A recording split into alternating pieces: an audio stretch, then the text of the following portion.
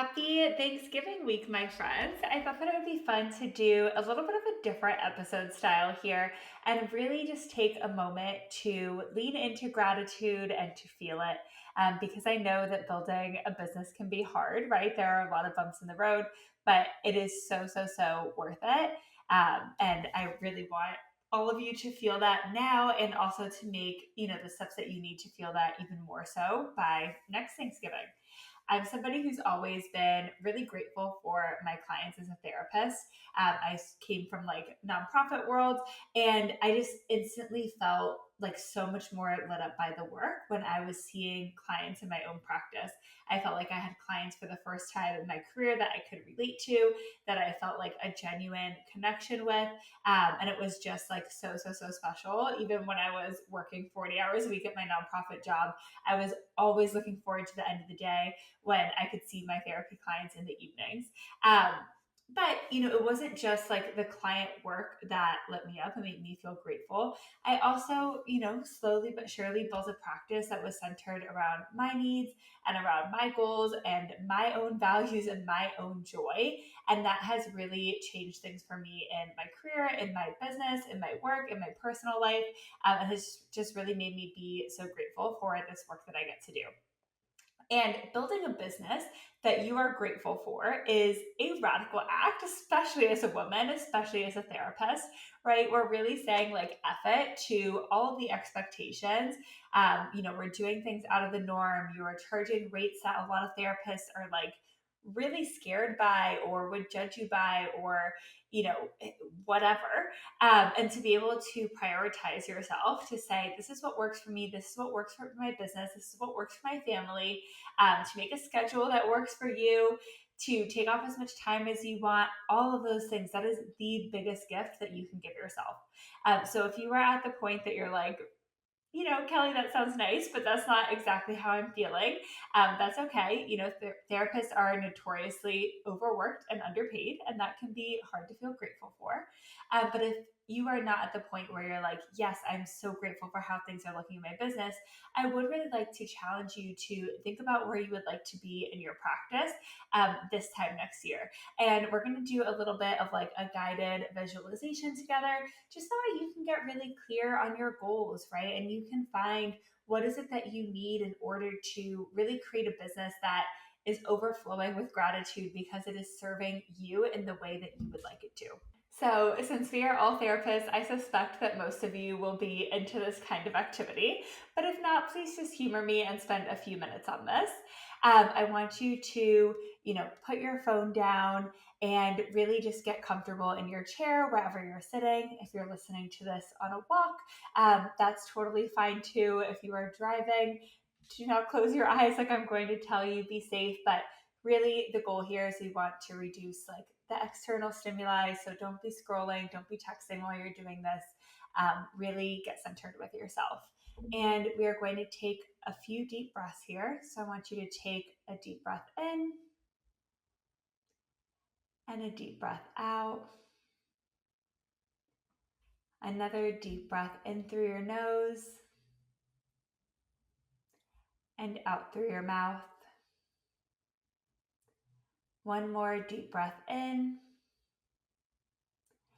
and one more deep breath out. And we're going to dream big here, right? So I want you to let go of the judgment.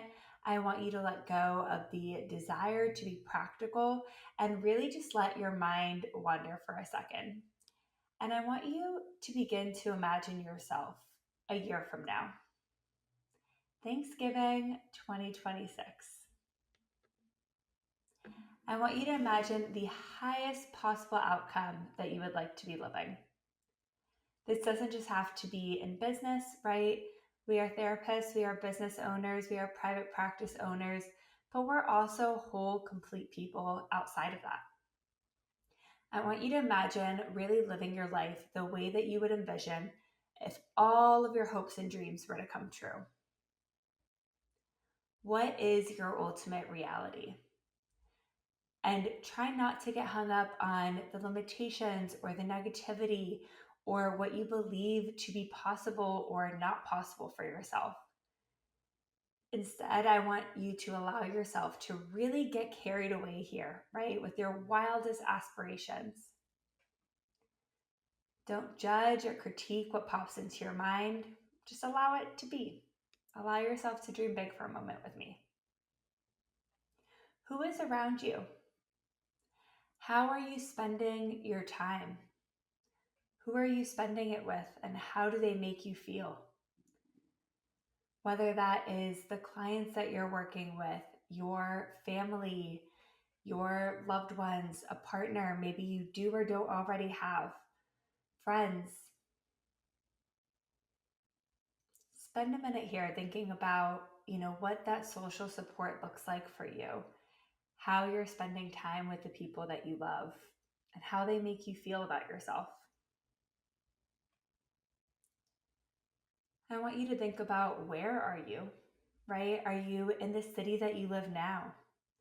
Maybe you've moved somewhere else or bought a second home. Maybe you're traveling somewhere. Where do you want to be spending your time? Visually, what does that place look like around you? Are you happy with your space? Does it need an upgrade? And then I want you to think about what's happening around you, right? How are you spending your time day to day? Imagine you wake up and it's a Monday morning. What does your day look like? Do you have a slow morning full of self-care?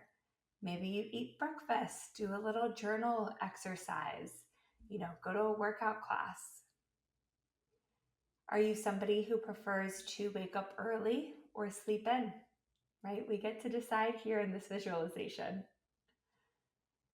Do you want to spend the morning with your kids, or do you really value that time alone for yourself? Maybe it's taking your dog for a nice long walk outside. And then you transition into the workday and you are genuinely excited to start the week.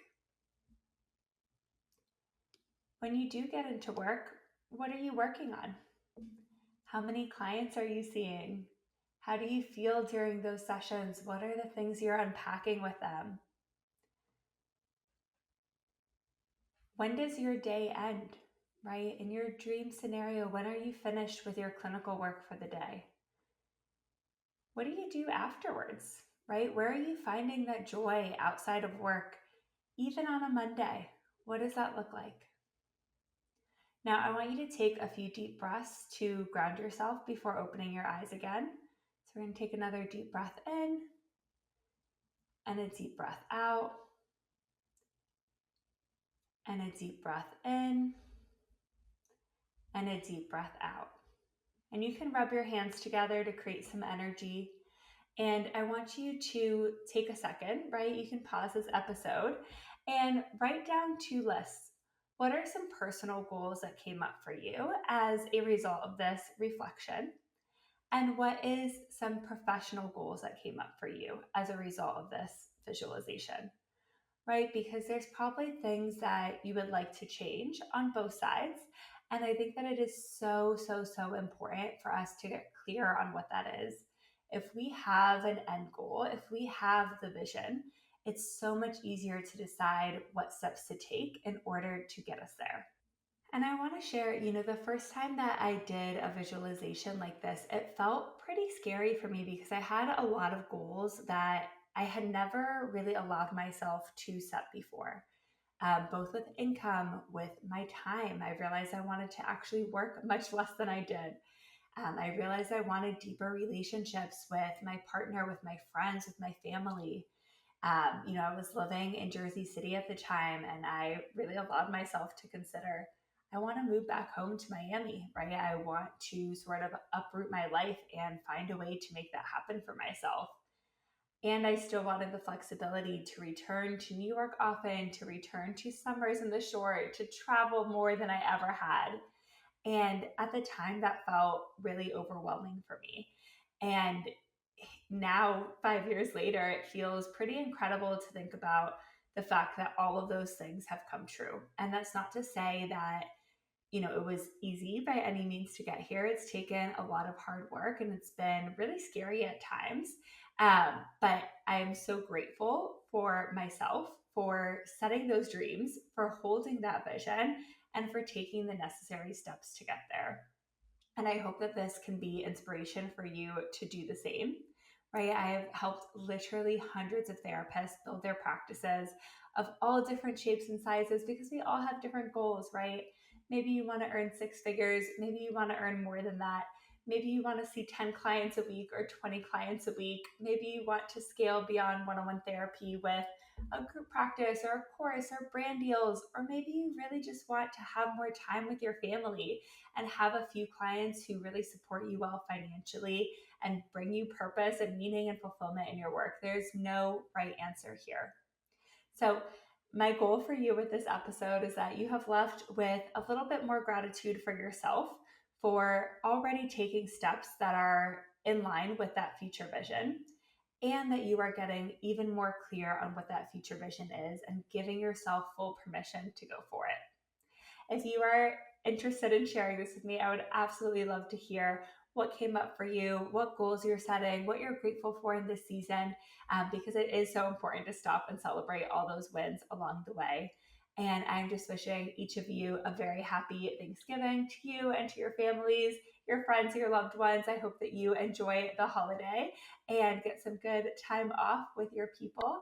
And I will see you here next week.